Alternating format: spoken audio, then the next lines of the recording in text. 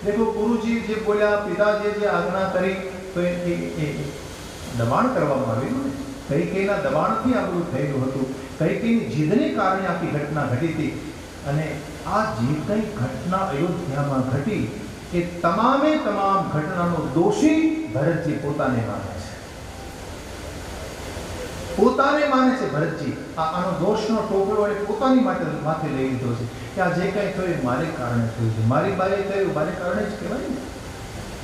મારી બાએ કર્યું, મારી બાને મનમાં થયું હશે કે મારા દીકરાને રાજ્યનો મોહ છે અને દીકરાની મનોવૃત્તિને માં જાણતી હોય. કદાચ મારા વ્યવહારમાં, મારા આચરણમાં લોભ દેખાણો હશે મારી બાને, અને મારી બાને એમ થયું છે કે મારા દીકરા ભરતને રાજ મળે તો ખરેખર મારા વ્યવહારમાં કંઈક ખામી હોય તો જ મારી બાએ આવી રજૂઆત કરી હોય ને. દોષ મારો છે. આ વિવેક છે ભરતજીમાં. તમે જો કે ઘટના ઘરમાં ઘટીને તમામે તમામ ઘટનાનો જે કંઈ થયું, મારા રામને જે કંઈ કષ્ટ પડ્યું, આ બધાની પાછળ હું હેતુ છું.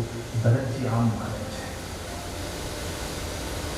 કોઈ પણ પ્રકારના પ્રશ્નોનું નિવારણ ત્યારે જ આવે કે જ્યારે ઘરનો કોઈ વડીલ તમામ દોષનો ટોપલો પોતાને માથે લઈ લે, તો જ પ્રશ્નનું નિવારણ આવે છે. આ આખું વિશિષ્ટ ચિંતન છે, અલગ ચિંતન છે. તો કહેવાનો ભાવે છે એ વખતે ભરતજી આજ્ઞા ન માની, અને આજ્ઞા માને તો એ બરાબર પણ નહોતું, પણ અહીં તો આ આજ્ઞા માનવી પડે એમ છે, કારણ કે સાક્ષાત ભગવાન રામજી સામે ઊભા છે, અને રામ જે આજ્ઞા કરે અને શંકર માને તો એનાથી જગતનું કલ્યાણ થાય છે. જો ભાઈ કોઈ આજ્ઞા તમે કરો, આમ કરો, અને એ કરવાથી જગતનું કલ્યાણ થતું હોય તો કરો. શંકરજી વિવાહ કરે અને કાર્તિક સ્વામીનો જન્મ થાય તો તારકાસુર મરે, જગતનું કલ્યાણ થાય છે. બીજું કે ભગવાન શંકર જેવા સજ્જન મહાપુરુષ નિષ્ક્રિય બેસી રહે, બરાબર નહીં. જ્યારથી સમાજમાં સજ્જનો નિષ્ક્રિય બન્યા છે ને, ત્યારથી દુર્જનો વધ્યા છે. સજ્જન માણસ એમ કે હવે આપણે શું, શાંતિથી બેસો ને, આપણે શું. સજ્જન માણસ નિષ્ક્રિય થઈ જાય. દુર્જન વ્યક્તિ હોય ને એને બળ મળી જાય, કારણ કે કોઈ સામનો કરે એવું તો છે નહીં. તો એ સમય પણ આવું બને કે તારકાસુર જેવી મનોવૃત્તિ ધરાવનારા લોકોનો ત્રાસ વધેલો, કારણ કે શંકરજી સમાધિમાં જતા રહ્યા. શંકર જેવા સજ્જન લોકો જ્યારે ડાયા ડમરા બની બેસી જાય, જ્યારે કંઈ કરે નહીં, કોઈ ક્રિયા ન કરે પોતાના જીવનમાં, ત્યારે આવા દુર્જનોનો ત્રાસ વધી પડે છે. જરૂરી એ હતું કે શંકરજી ગ્રહસ્થમાં પ્રવેશ કરે, શંકરજી કંઈક સર્જન કરે, શંકરજી પોતાના જીવનને કંઈક ક્રિયાત્મકતા તરફ લઈ જાય, એવો आदेश राम भगवान ने आप्यो. महाराज कुछ कीजिए, अब आपको बैठना नहीं है, कुछ करना है. અને એ આજ્ઞાને ભગવાન શંકરજી પોતાના મસ્તક ઉપર ચડાવી છે. બાપજી, મહારાજજી ભગવાન રામજીને કહ્યું, શંકરજી આપની આજ્ઞા મારા માથા ઉપર ચડાવું છું. શંકરનું વચન સાંભળી ભગવાન રામ એકદમ સંતુષ્ટ બન્યા છે. અંતર્ધાન હો ગયે. ભગવાન શંકરજી મૂર્તિને પોતાના હૃદયમાં ધરી છે.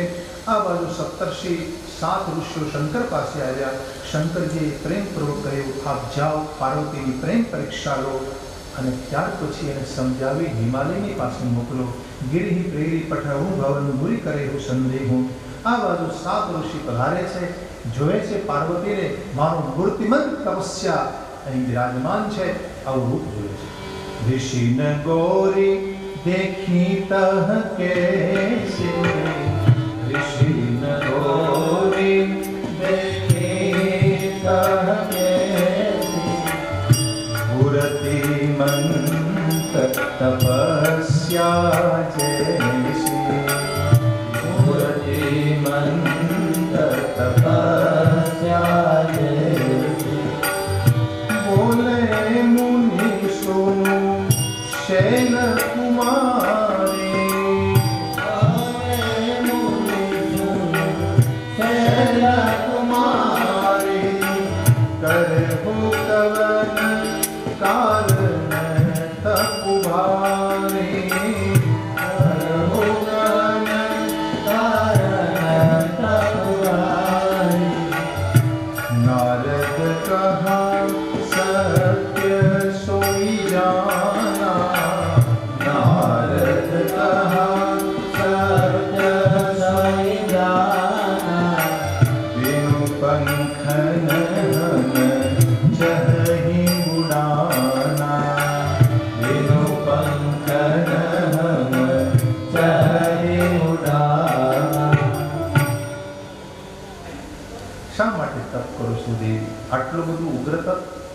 કામ કરી રહ્યા છો આપ? કોનું અવરાધન કરો છો? શું તમારે મેળવવું છે? ભવાની કહે છે, મહારાજ આ મારી જડતા છે. આમાં જડ સ્વભાવના મારા બાપુજી છે ને, હું હિમાલયની દીકરી છું. હિમાલય જડ હોય તો દીકરી જડ જ હોય ને. ભવાની કહે છે, મારા પિતા જડ છે, હું જડ જેવી છું. તો હસી હું સુની હમારી જડતાઈ. મહારાજ મારી જડતા સાંભળી તમે હસી પડશો, તમને હસવું આવશે. નારદજીનું સત્ય માની લીધું મેં, નારદનું વચન મેં સત્ય માન્યું. એ પાંખ વગર મારે ઉડવું છે. क्या कहा? बिना पंख हम उड़ना चाहते हैं महाराज. પાંખ વગર મારે ઉડવું છે. મહારાજ મારો અવિવેક સાંભળો, શંકરજી મારે પતિ બનાવવા છે, શિવને મારા ભરતાર બનાવવા છે મહારાજ. સુનત બચન વિષય ઋષિવરો એકદમ હસી પડ્યા. કહ્યું, દેવી ગિરિ સંભવ તવ દેહ. ગિરિ સંભવ યાને હિમાલય દ્વારા તમારું આ દેહનું સર્જન થયું છે. અને એમાં નારદજીએ તમને ઉપદેશ આપ્યો છે. તો નારદજીના ઉપદેશથી કોનું ઘર વસ્યું છે? નારદજીએ જેને જેને ઉપદેશ આપ્યો એના બધાના ઘર બગડ્યા છે. નારદજીએ કોઈનું ઘર વસવા નથી દીધું.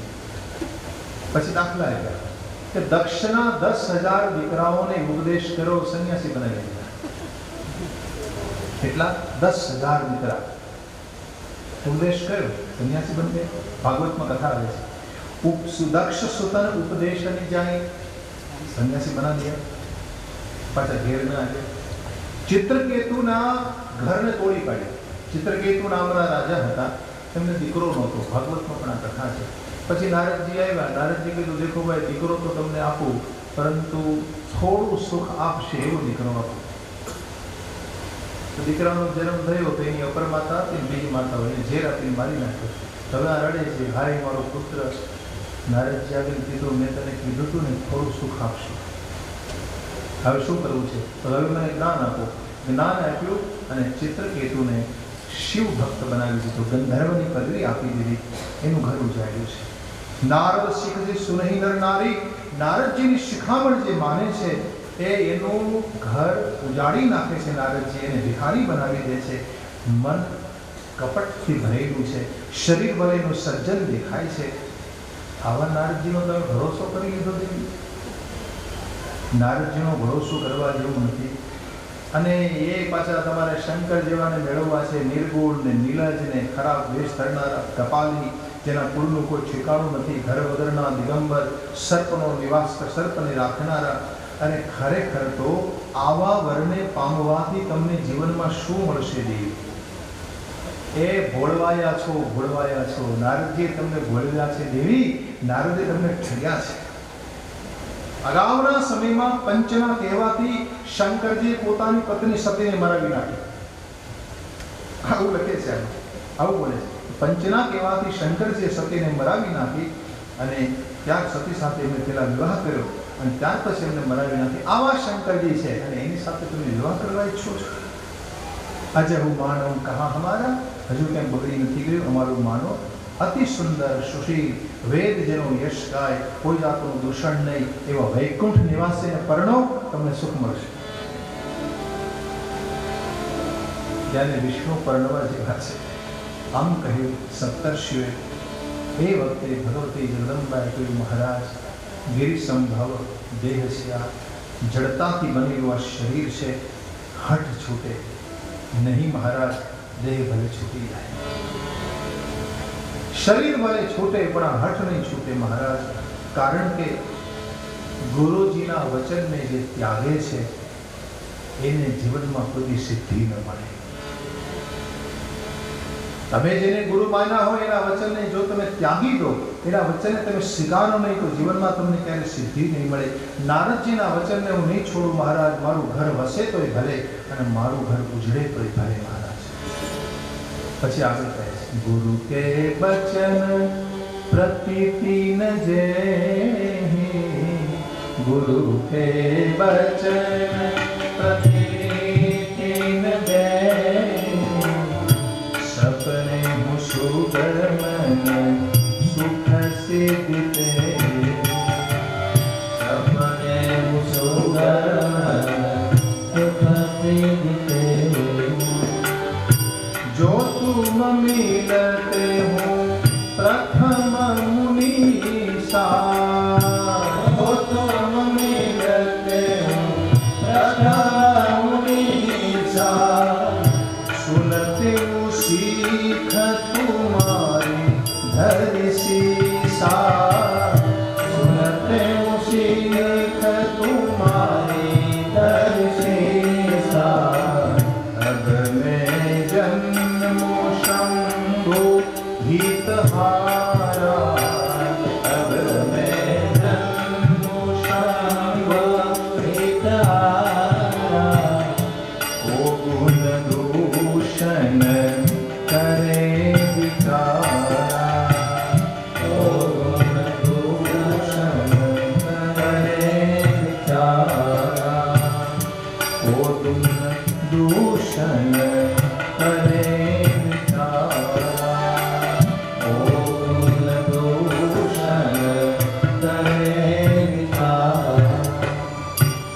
तो બહુ મહત્વની વાત કરી ભવાનીએ, અનુભવના સાધકોને આ વાત સમજાય છે કે ગુરુજીના વચનમાં જો ભરોસો તમારો ન રહે તો તમને જીવનમાં ક્યારેય સિદ્ધિ ન મળે।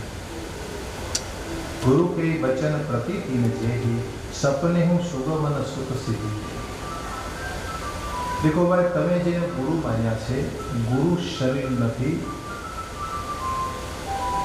ગુરુ તત્વ છે, ગુરુ ચેતના છે।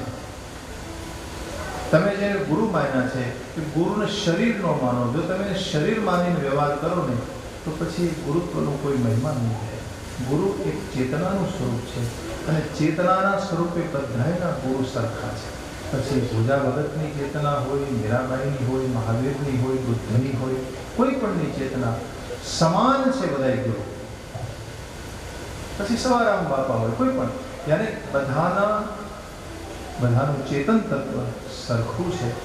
તો ગુરુના વચનમાં તમે જેની પાસેથી કંઈક માર્ગદર્શન લીધું છે, જે વ્યક્તિએ તમને યોગ્ય આવ્યો છે, એના વચનમાં જો તમે વિશ્વાસ ન રાખ્યો તો જીવનમાં તમને ક્યારેય સિદ્ધિ નહીં મળે।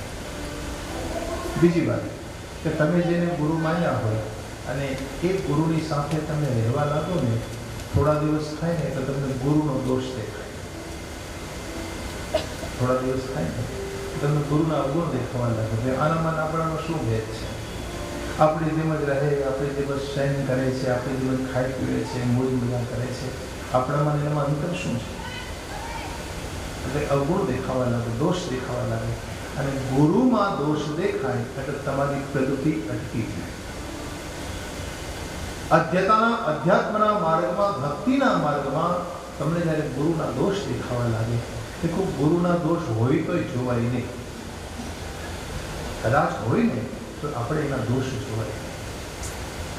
એક માણસ થયો રજબ, જો તમે નામ સાંભળ્યું તો રજબ, મુસલમાન હતો, પોતે મુસ્લિમ હતો, ઘોડા ઉપર બેસીને જતો હતો તો દાદુ દયાલ એક ઝાડ નીચે બેઠા હતા, બાજુમાંથી રજબ નીકળ્યો એટલે બોલી ઉઠ્યા, રજબ તે ગજબ થયો, શિર પર ધર્યો મોર, આયા આપણા હરિ મિલન તું ચડા નરક की ओर। રજબ તે ગજબ કયો, શિર પર ધર્યો મોર, અરે હરિને મળવા માટે આવ્યો તો અને તું આ શું કરવા જઈ રહ્યો છે? નરક બાજુ જઈ રહ્યો છે। પરણવા જતો હતો તો ઘોડા પરથી નીચે ઉતરી ગયો। સગા સંબંધી કે અરે ભાઈ તને અમે પરણવા લઈ જઈએ છીએ, હું ઘોડા પરથી નીચે કેમ ઉતર્યા? નહીં, मुझे नहीं आना, आप चाहिए। રજબ બચ્ચે નીચે ઉતરી ગયા। દાદુ દયાલને એને પોતાના ગુરુ બનાવ્યા। દાદુ પરંપરાના સંત છે, દાદુ દયાલ એને પોતાના ગુરુ માન્યા અને એમના સંગમાં આ મુસ્લિમ યુવક રહે છે, એને પોતાના ગુરુ માનીને ખૂબ સેવા કરે છે પોતાના ગુરુજીની। થોડો સમય થયો ને એટલે દાદુ દયાલના સંગમાં રહેતા રહેતા એની ખૂબ પ્રગતિ થઈ, ખૂબ ઉન્નતિ થઈ। ફરી થોડો સમય વીતે છે, એક સમય એવો આવ્યો કે રજબની પ્રગતિ બંધ થઈ ગઈ। જો ભક્તિના માર્ગમાં જે વ્યક્તિ આગળ વધે છે એના જીવનમાં ઉતાર ચઢાવ બહુ આવે છે। શરૂઆતમાં તમે ભક્તિ ખૂબ કરશો, પણ એક સમય એવો આવે કે તમને ભક્તિનો મોહ ઓછો થશે, ભજન ઘટી જશે, ભગવાનનું નામ લેવાનું મન નહીં થાય, વ્યવહારના પ્રપંચમાં વધારે લાગી જશો, વળી પાછું એકાદો ધક્કો લાગે પાછું ઠેકાણે આવી જાવ, પાછું એકાદો ધક્કો લાગે નહીં નહીં આ ખોટું છે, ભજન સાચું છે, ભક્તિ સાચી છે, આવું થાય। उतार चढ़ाव आवे भक्ति मार्ग में, ये जरूरी भी है, ये जरूरी भी है। एक धारी भक्ति जेनी थी जाए ने भाई, ये तो वो अलग वस्तु है भाई। एक धारो भगवान में प्रेम राखो, एक धारी तमारी उन्नति क्यारे थाय ज्यारे अत्यंत व्याकुलता होय तमारा जीवन में, अत्यंत तीव्रता होय त्यारे आ बधी वस्तु बने छे। पण અહીં રજબના જીવનમાં કઈ ઘટના ઘટી, પ્રગતિ બંધ થઈ ગઈ, પછી અકળાય છે મનમાં, હવે શું કરવું? ભક્તિના માર્ગમાં આવ્યો પણ કાંઈ અનુભવ તો થતો નથી। રજબની સ્થિતિને જાણ્યા પછી દાદુ દયાલને મનમાં સમજાઈ ગઈ અમને આખી વાત કે ભાઈ શું કમી છે, ખામી ક્યાં છે। પણ પેલો માણસ આવીને પૂછે તો થાય ને। એક વખત રજબે આવીને ગુરુજીને પૂછ્યું, ગુરુજી મને આમ કેમ થઈ રહ્યું છે? એટલે દાદુ દયાલે રજબને કહ્યું, બેટા તમે મને શું માનો છો? તમે મને શું માનો છો? तो बस आपके साथ रहता हूँ मैं, तमने भी मारा गुरु मान्या छे, मारी जेवा तमे छो, तमारा मारा फेर शुं छे? हवे शिष्य गुरु पासेथी शीख्यो, गुरु पासेथी शीख्या पछी એ પોતાના ગુરુને નાનો સમજવા લાગે છે, પોતાના સમાન માનવા લાગે છે। બે કહેવાની ખબર નહોતી પડતી અને હવે ઘણું બધું આવડી ગયું, ઘણું બધું શીખ્યો, એટલે જેની પાસે તમે શીખો ને એ તમને નાનો માણસ દેખાવા લાગે છે, એના પ્રત્યે તમને માન ઓછું થઈ જાય, ભાવ ઓછો થઈ જાય। દાદુ દયાલે રજબને કહ્યું, ખામી તારી અંદર છે, આ જ ખામી છે કે તારે મને જે માનવો જોઈએ એ તું નથી માનતો। તારે મને જે માનવો જોઈએ, હું તારો ગુરુ છું। ગુરુને પોતાનાથી નાના બનાવી નહીં, ગુરુને પોતાના સમાન ન બનાય। ગુરુ આપણા કરતાં શ્રેષ્ઠ છે, ગુરુ આપણા કરતાં મોટા છે, ઉત્તમ છે। જો ભાઈ તમે ખૂબ સાધના કરી, ચાલો ઘણી બધી વાતો જાણી ચૂક્યા છો, પણ ગુરુએ તો જન્મ જન્મની સાધના કરી હોય છે। ભલે તે ધાર્મિક ક્રિયા સરખી હોય, તમારી ગુરુની બધું જ સમાન હોય, પરંતુ ગુરુએ અનેક જન્મોની સાધના કરી હોય છે, એમની ખૂબ ઉપાસના હોય છે, એમનો પરિશ્રમ હોય છે। એટલે તમારા સદગુરુને જો તમે સરખા માનવા લાગો, સમાન માનો તમારી જેવા, તો તમને જીવનમાં પ્રગતિ અટકી જશે। એ વખતે દાદુ દયાલે રજબને એક સૂચન કર્યું કે બેટા આ ભૂલ છે તમારી, તમે ભૂલ સુધારી લો। તમારા ગુરુને તમારાથી કમ ન સમજો, તમારા ગુરુને હંમેશા મહાન માનો, એને સન્માન આપો, એને આદર આપો। વાત સમજાઈ ગઈ પછી એમ કહેવાય છે કે રજબે પોતાની ભૂલ સુધારી લીધી, ખૂબ ગુરુની ચાકરી કરે છે, ગુરુના અવગુણ જોતા નથી। અને પછી તો એવો સમય આવ્યો એના ઉપર ગુરુ કૃપા થઈ, અનેક રહસ્યો સમજાયા, અનેક દર્શન થયા, અનેક અનુભવો થયા। એમ કહેવાય છે કે રજબને ત્યાર પછી એમના ગુરુજીએ જ્યારે શરીર છોડી દીધો, ત્યાર પછી રજબે પોતાની આંખ બંધ કરી દીધી। પોતે પોતાની આંખ બંધ રાખતા, બસ કોઈ આવીને પૂછે કેમ આંખ બંધ કરીને બેઠા છો, તો કે જોવા જેવો તો મારા ગુરુ હતા, હવે કોને જોઉં? देखने योग्य तो मेरे गुरु थे, अब किसको देखूं मैं? कौन જોવા જેવા છે? આખી જિંદગી રજબે પોતાની આંખ ન ખોલી। આટલો ગુરુ કહે છે કે ગુરુના વચનમાં, ગુરુના સ્વરૂપમાં, ગુરુના ઉપદેશમાં જો તમને ભરોસો નહીં હોય તો તમને જીવનમાં ક્યારેય સુખ કે સિદ્ધિનો અનુભવ નહીં થાય।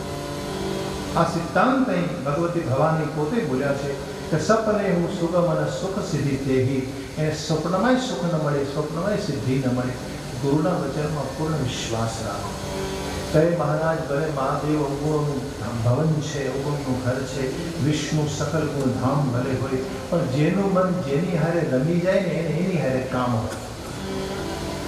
જેનું મન જેની હારે રમી જાય, મારું મન છે શંકર સાથે રમ્યું છે, મારે એનું કામ છે મારા। જો તમે મને પેલા વેલા મળ્યા હોત ને તો તમારી શિખામણ માનત, પણ પેલા વેલા મને મળ્યા નારદજી, એટલે મેં એની શિખામણ માની છે મહારાજ। હવે તો શંકરને માટે હું મારું જીવન હારી ચૂકી છું।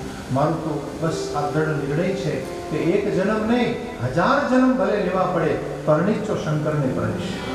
कोटि जन्म लगी रगर हमारी, कोटि जन्म लगी रगर हमारी, बरहु शंभुनत रहु कुवारी, बरहु शंभुनत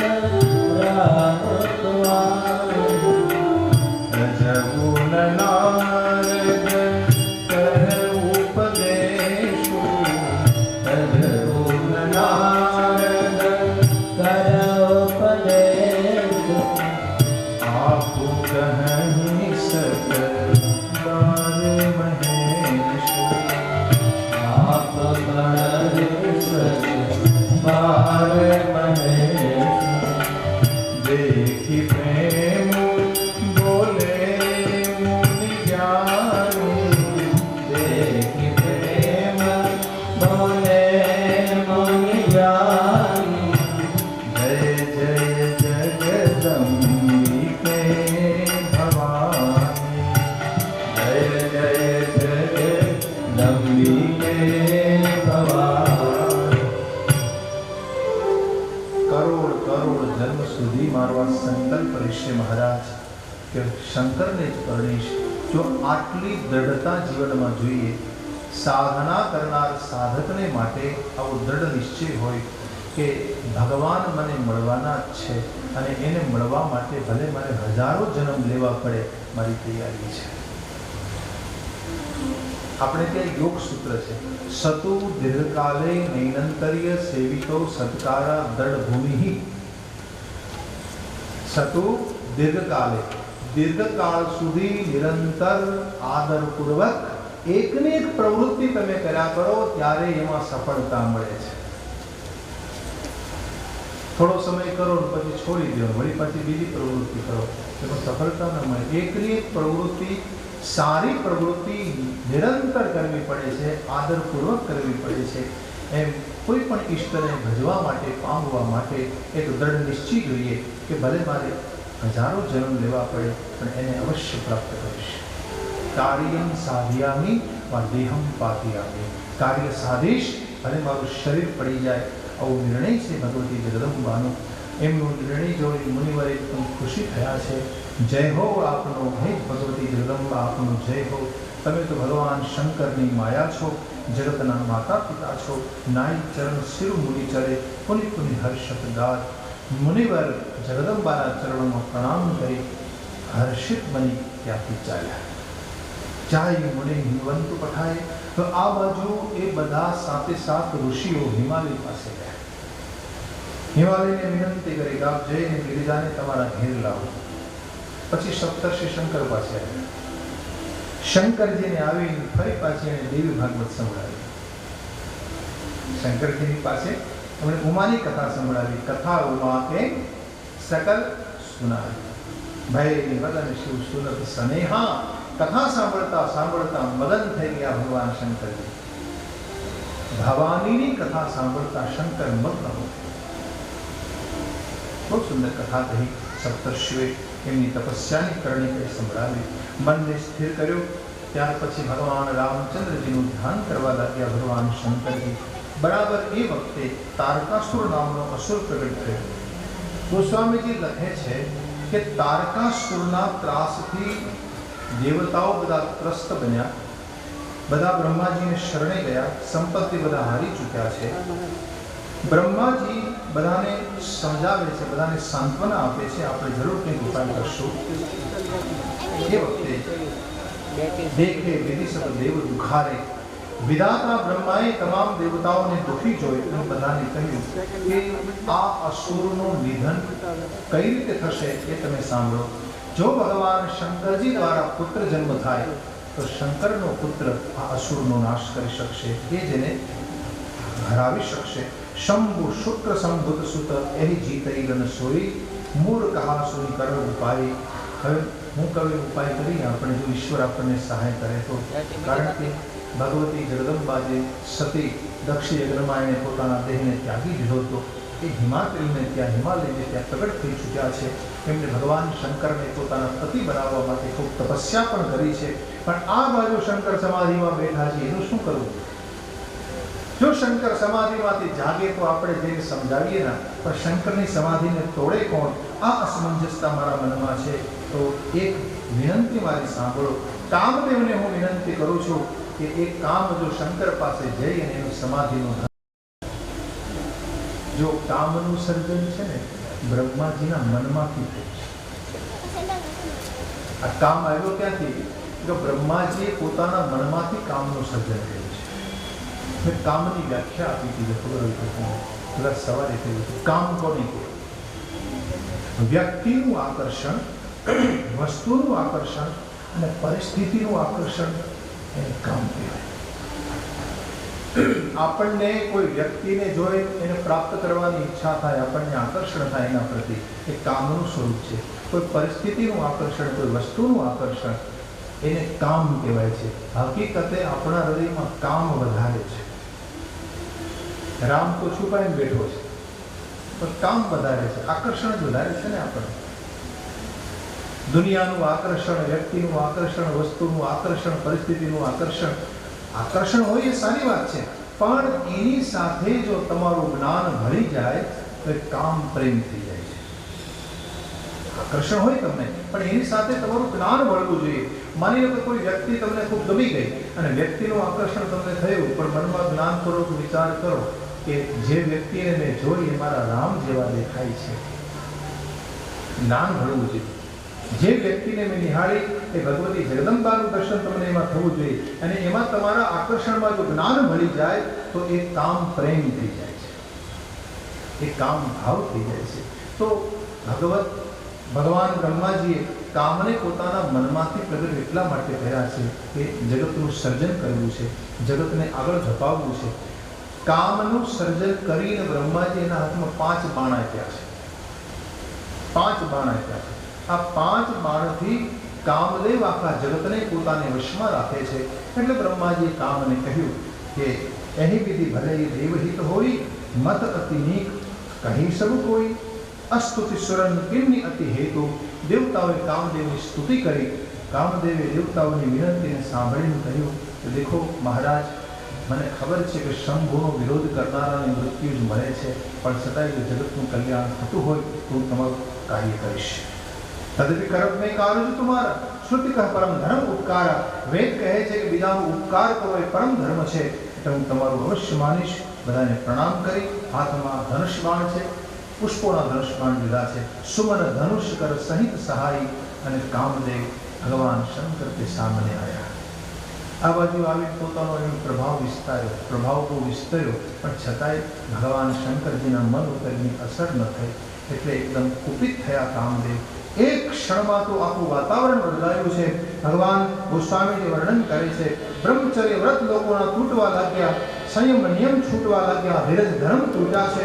ગોસ્વામીજી લખે છે, ભાગ્ય મેં કુસહાય સહિત સુસુમત સંજુગ મહિમુરે અગંત પર્વત કંદરન મહુ ગાય કૈયા હો વિહાર કા કરતાર કો રખવાર જન ખર ભવ પરા રતિનાથ જન કહો પિતર ધન સર્વધરા કો પિતર ધન સર્વધરા કો પિતર સર્વધરા.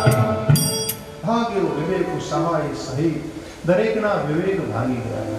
જ્યાં કામનો પ્રભાવ વિસ્તર્યો ને, જેવું આકર્ષણ હૃદયમાં જન્મ્યું ને, ત્યાં તો બધાના જ્ઞાન છૂટી ગયા, સંયમ નિયમ છૂટી ગયા, બધાના વિવેક જાગ્યા, ભાગ્યા. ત્યાંથી ખળબળાટ મચ્યો છે. અને એ વખતે આમાં લખે છે ગોસ્વામી, જે સતીવ જગત અચર ચર નારી પુરુષ અસ નામ, જેટલા જેટલા ચર અચર જગતમાં નારી પુરુષના નામધારી હતા ને, આ બધાએ પોતપોતાની મર્યાદા છોડી છોડી બધાએ કામ અને વશ કર્યા છે. તો સ્વામીજીએ ભૂત વર્ણન આપ્યું છે. દરેકના હૃદયમાં મદન અભિલાષા જાગી છે, અને કામ આંધળો છે ને ભાઈ. કામાંત વ્યક્તિને દેખાતું નથી, એનો વિવેક ચૂકી જતો હોય છે. જે વ્યક્તિના હૃદયમાં કામ જાગે છે, જે વ્યક્તિના હૃદયમાં વાસના જાગે છે, પછી અંધ થઈ જાય છે. ભાઈ કામ પછી જોગેશ ગોસ્વામીજી લખે છે કે મોટા મોટા જોગી પણ કામ વશ બન્યા છે. અને 2 ઘડીમાં દંડ હરિ બ્રહ્માંડ ભીતર, 2 ઘડીમાં એવું કામદેવે કૌતુક કર્યું કે જેના મહિમાને કોઈ વર્ણવી ન શકે. પણ ભગવાને જેની લાજ રાખી એ જ બધા શાંત બની બેસી રહ્યા. ધરી ન કાહુ ધીર સબકે મન મન સિજ હરે, જે રાખે રઘુવીર તે ઉબરે તેહી કાલ મહુ, તે ઉબરે તેહી કાલ મહુ. કોનું મન ધીરજથી શાંત રહ્યું કે જેને ભગવાન રાઘવે પોતાની પાસે રાખ્યા, જેની લાજ રામજીએ રાખી છે એનું જ મન શાંત બનીને રહ્યું છે. આ પ્રકારે કામદેવે પોતાનો પ્રભાવ વિસ્તાર્યો છે. ગોસ્વામીજી લખે છે કે વડના ઝાડ નીચે ભગવાન શંકરજી સમાધિસ્થ અવસ્થામાં બિરાજેલા હતા. એ વખતે એ વૃક્ષની ડાળી ઉપર કામ આવીને નિવાસ કરે છે. પોતાના હાથમાં પુષ્પનું ધનુષ બાણ ધર્યું છે. બાણનું અનુસંધાન કર્યું. એ વખતે શંકરના મનમાં થોડો ક્ષોભ થયો. देखो અત્યાર સુધી કામ દ્વારા જે પ્રભાવ વિસ્તર્યો શંકરના મન ઉપર નિસર્ગો, પરંતુ હવે ક્ષોભ થયો. જ્યારે કામદેવે પોતાનું બધું બળ લગાડ્યું ને ત્યારે ક્ષોભ થયો. શંકરજીએ મનમાં વિચાર કર્યો કે જો હું કામના બળથી ક્ષોભિત નહીં થાવ તો પછી કામનો મહિમા ઘટી જાય. એટલે ભગવાન શંકરજીના મનમાં થોડો ક્ષોભ થાય છે. છાડે વિષમ વિશિખ ઉર લાગે અને આ બાણ છૂટ્યું ભગવાન શંકરના હૃદયમાં લાગ્યું. શંકરની સમાધિ છૂટી.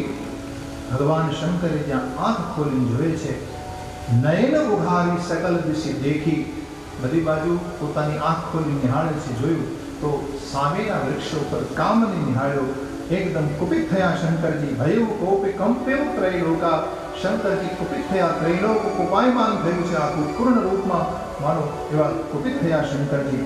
એ વખતે તમ શિવ ત્રિશર નયન ઉઘારા, શંકરજી પોતાની ત્રીજી આંખ ખોલી અને એમાંથી અગ્નિ પ્રગટ થયો. એ જ વખતે કામદેવ બળીને ભસ્મ થયો. ચિતવત કામ ભયો જરી છારા, એક ક્ષણમાં કામ બળ્યો છે.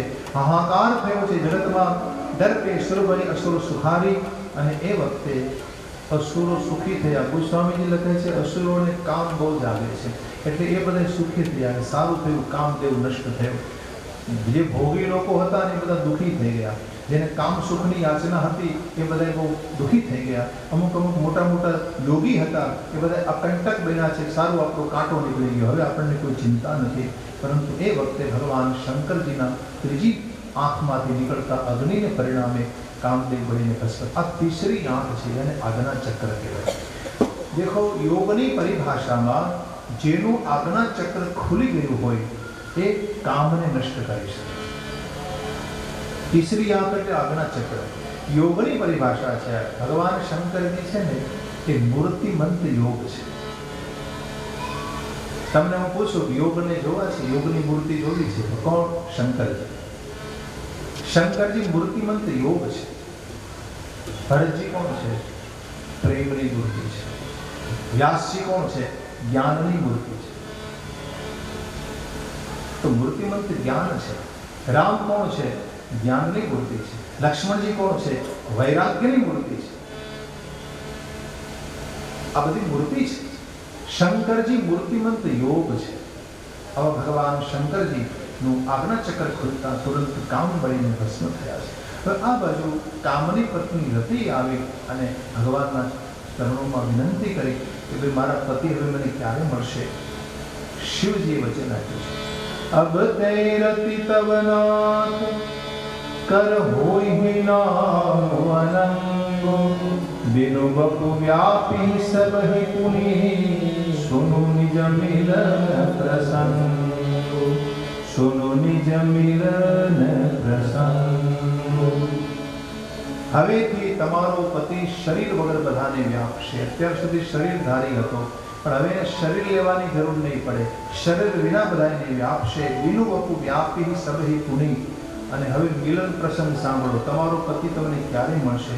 યદુવંશમાં જ્યારે ભગવાન શ્રી કૃષ્ણ અવતાર લઈને આવે ત્યારે એમને ત્યાં એના પુત્ર બનીને આવશે. જબ યદુવંશ કૃષ્ણ અવતાર,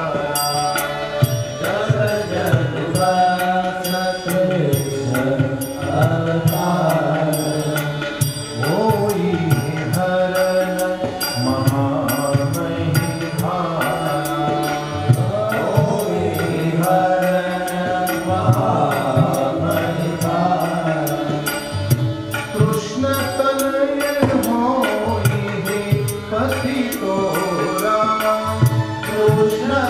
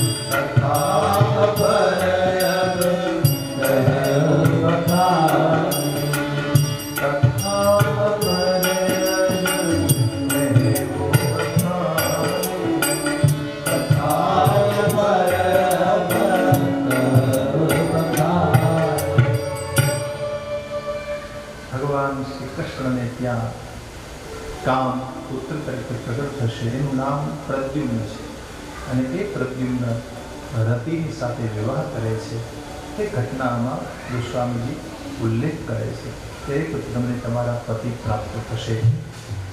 હવે રતિએ વિદાય લીધી અને બધાને ખબર પડી ભગવાન શંકરજી સમાધિમાંથી જાગ્યા છે. એટલે બધા જ દેવતાઓ બ્રહ્માજી બધા જ વૈકુંઠમાં આવ્યા. વૈકુંઠમાં ભગવાન વિષ્ણુને સાથે લીધા અને જ્યાં શંકરજી છે ત્યાં આવ્યા. ભગવાન શંકરજીની પાસે આવીને પ્રશંસા કરી, કૃપા સિંધુ હે વૃષકેતુ, અમે આપની પાસે આવ્યા છે, મારી પર કરુણા કરો, કૃપા કરો. શંકરજી પૂછે છે શું કામ આવ્યા છો? એટલું કહું અમર આયે કેહી હેતુ, હે દેવ તમે શું કામ આવ્યા છો એ કહો. કહવી તું પ્રભુ અંતર્જામી, પ્રભુ તમે તો અંતર્યામી છો, તમને બધી ખબર છે. સકલ સ્વર્ણ કે હૃદય શંકર પરમ ઉછાહુ. મહારાજ અમારા મનમાં એક ઉત્સાહ થઈ રહ્યો છે કે અમે અમારી આંખથી તમારા લગ્ન જોવા ઈચ્છીએ છીએ. અમારે તમારો વિવાહ કરાવવો છે, અમારે તમારો વિવાહ અમારી આંખોથી જોવો છે. મહારાજ જલસો જોવો છે, તમે પરણો અને અમે બહુ આનંદમાં उत्सव मनावी, अभी हमारी इच्छा से. यह उत्सव देखिए भरी लोचन, यह उत्सव देखिए भरी लोचन. हमारी आंखों की આ ઉત્સવ हमारी નિહાળવો છે મહારાજ. પાર્વતીજી તમને યોગ્ય છે, એમણે ખૂબ તપસ્યા કરી છે, આપ એમનો અંગીકાર કરો મહારાજ. દેવતાઓએ દદુંબીઓ વગાડ્યા છે, ફૂલોની વૃષ્ટિઓ થઈ છે. એ વખતે સપ્તર્ષિઓ પધાર્યા. સપ્તર્ષિઓને હિમાલય પાસે મોકલવામાં આવ્યા છે. એ પેલા ભવાની પાસે ગયા. હિમાલય પાસે જાય એ પેલા સપ્તર્ષિ ભવાની પાસે જાય છે. ભવાનીની પાસે જઈને સપ્તર્ષિઓ મધુર વચનમાં બોલ્યા કે તમે અમારું માન્યું નહીં, નારદજીનો ઉપદેશ પ્રમાણે તમે બધું કર્યું, પણ તમને ખબર પડી કે શંકરજી કામને બાળી નાખ્યો છે. તમે જેની સાથે પરણવા ઈચ્છો છો એ તો નિષ્કામ હો ગયે. ભવાની જવાબ આપ્યો, સુની બોલી મુસ્કાઈ ભવાની, સુની બોલી મુસ્કાઈ ભવાની. બરાબર બોલ્યા તમે મહારાજ, બહુ ઉચિત બોલ્યા. ભવાની કહે છે, તુમરે જાન કામ અબ જારા, તુમરે જાન કામ અબ જારા, लगी शंभु रहे स्वीकार, अब लगी शंभु रहे स्वीकार. તમારી દ્રષ્ટિએ આ ખરું હશે કે ભગવાન શંકરજી કામને બાળ્યો, પરંતુ શું અત્યાર સુધી શંકરજી વિકારવાળા હતા, સ્વીકાર હતા? તો શંકરજી કામી હતા? શું શંકરજી લોભી હતા, ક્રોધી હતા? તમે એમ કહેવા માંગો છો કે શંકરજી કામને આજે બાળ્યો, હવે નિષ્કામ થયા? દેખો મહારાજ, તમારે મન શંકરજી કોઈ પણ હોય, પણ મારે મન શંકરજી સદાશિવ જોગી છે. મારા શંકરજીને કામનો સ્પર્શ ન થઈ શકે મહારાજ. અજ અનવદ્ય અકામ અભોગી છે. અજ એટલે કે જગતને પડાવનારા છે, અકામ છે, અભોગી છે. શંકરજીના હૃદયમાં ભોગની વિચારધારા છે જ નહીં.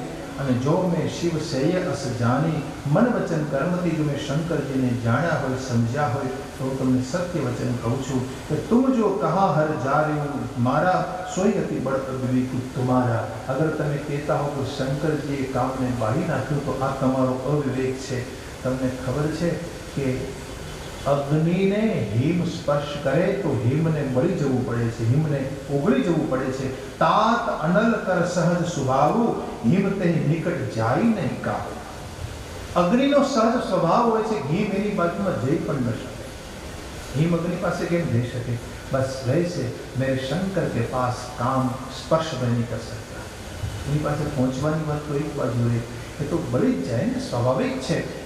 શંકર છે, સાક્ષાત જોગી છે. હૃદયમાં હર્ષ થયો ભવાનીની વાત સાંભળીને. આ બાજુ ભવાનીને પ્રણામ કરી અને સપ્તર્ષિ હિમાચલ પાસે પહોંચે છે. હિમાચલને બધી હકીકત જણાવી, મહારાજ હવે જલ્દી તૈયારી કરો, સારો દિવસ સારો નક્ષત્ર શોધવામાં આવ્યું. ભગવાન શંકરજીના લગ્નનો દિવસ નક્કી કરવામાં આવ્યો છે. સપ્તર્ષિઓને પત્રિકા આપી ગહિપદ દિને હિમાચલ દિનની અને આ પ્રકારે જાય વિધિ આ પત્રિકા લઈને બધા બ્રહ્માજી પાસે આવ્યા. બ્રહ્માજીને બધી આ પત્રિકા વાંચી સંભળાવી. લગ્ન બાજી અને સવે સુનાઈ. બ્રહ્માજી આ લગ્ન વાંચી સંભળાવ્યા બધાને. દેવતાઓએ આ બધું સાંભળી અને વાજાઓ વાગી રહ્યા છે. આકાશમાંથી ફૂલો વરસી રહ્યા છે. મંગલ કળશ સજાવવામાં આવ્યા છે. આ બાજુ તમામ દેવતાઓ સગુન થઈ રહ્યા છે. શંકરજીની સજાવટ કરે છે. શંકરજીની શોભા વધી રહી છે. વરરાજાનો શણગાર કરવો પડે ને તો સ્વામીજી શિવ શૃંગારનું વર્ણન કરે છે.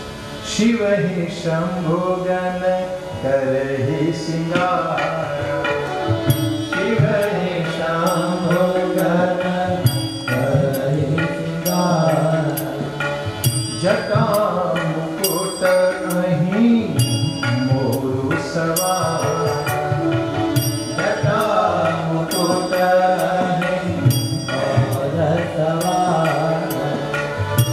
कुंडल कंकण पहरे जाला. कुंडल कंकण पहरे जाला. तन विभूति पट के हरि छाया.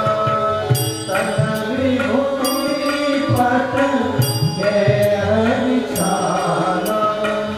शशिललाट सुंदर शीर गंगा. शशिललाट सुंदर शीर गंगा. नयन तीन उपवीत भुजंगा. नयन तीन उपवीत भुजंगा. नयन तीन उपवीत भुजंगा. नयन तीन उपवीत भुजंगा. તો સ્વામીજી વર્ણન કરે છે કે શંકરજીને શણગાર થઈ રહ્યો છે. પેલા તો મોટી બુદ્ધિ જટા છે. કોઈ આવીને કહ્યું શંકરજી આ જટા રાખવી છે, પરણવા જાવ છો પરણવા, તો જટા બરાબર કરી શકે એવો કોઈ વ્યક્તિને બોલાવો. નહીં, શંકરજીને કહા મારી જટાને કોઈ અડે નહીં, મને ગમતી વાત નથી. મહાપુરુષો સાધુ સંતો પોતાની જટાને સ્પર્શ ન કરવા. તમારી જટાને તમે ઠીક કરવાની વાત કરો છો. અચ્છા એક કામ કરો ને, જટાને બરાબર બાંધી દો. તમને બાંધતા તો આવડે ને, કોઈ પછી કળા તો હશે ને કે જટાને કેમ બાંધવી. કોઈક માણસ આવ્યો, કોઈ દેવ આવીને ભગવાનની જટાને બાંધી. જટા મુકુટ અહીં મોરું સમારા. શંકરજીને કોઈ મહારાજ માથે મુગટ પહેરવો પડે.